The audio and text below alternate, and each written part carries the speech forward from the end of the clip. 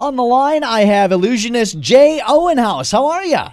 I'm doing great. How are you? Doing well. You know, you have a show coming up here at the Orpheum Theater this Saturday. For people who have never seen you live, let's talk about what they're in for. That sounds good. It's going to be an exciting night. You know, sometimes people ask me why magic has become so popular again, the art of illusion. And, you know, I think it's because we live in a society that's so technically advanced. We got the iPhone, all this technology at our fingertips, and I think people just kind of yearn for that experience of that feeling of wonder that they felt as a child, and that's Absolutely. what we try to recreate for them.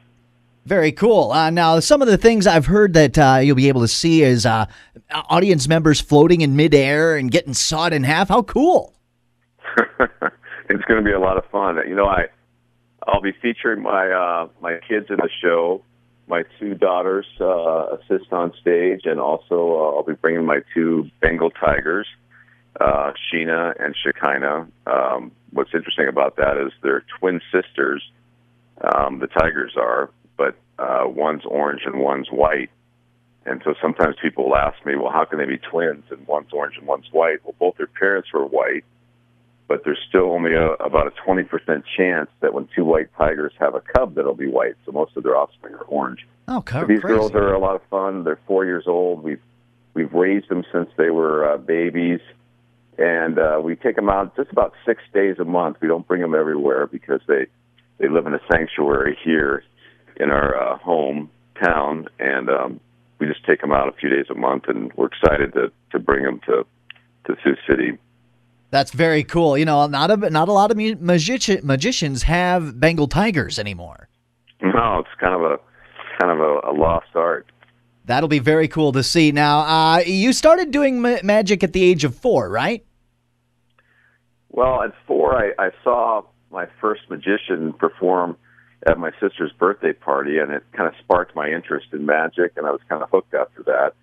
And then, of course, back then, if you wanted to learn, you know, an art like illusion or magic tricks, you know, it was before the internet, so you had to go to the library. So I went to the library and got a couple books on card tricks and just kind of started off and built it from there. That's awesome. Now, when you're starting out, I'm sure it's stuff like pulling a rabbit out of the hat and stuff like that, right? Yeah, pretty much. That's awesome. My dad actually did a little bit of magic, and I remember, you know, he would always he would never tell me the secret, which drove me nuts because I wanted to know how he did it.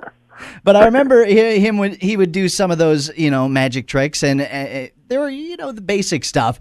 But it was like, how did you do it? And that's what I love about magic is that how did you do it? It just makes you wonder. You know, that's the great thing about it. And I think that, like we were talking about earlier, that, you know, when you're young, you kind of have this sense of kind of wonder and kind of innocence.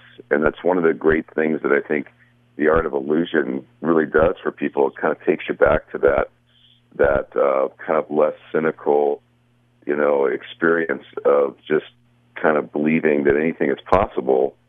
And it's kind of a feeling that we don't get to experience too often as adults. Yeah, you really don't get that amazement feeling too often. You know, pretty much you've seen everything, but sometimes you're surprised, and there you go, how did he do that? Yeah, so when you look at our show, I mean, you know, our approach is not to try to, you know, just fool people and say, you know, here, we know something and you don't. It's more about kind of taking people on a journey over 80 minutes and just kind of helping them remember that anything is possible. And we kind of, you know, we kind of share that experience with people in the show, which is why the show is called Dare to Believe. It's really a show about kind of inspiring people to believe in their own dreams and things that they want to do, you know.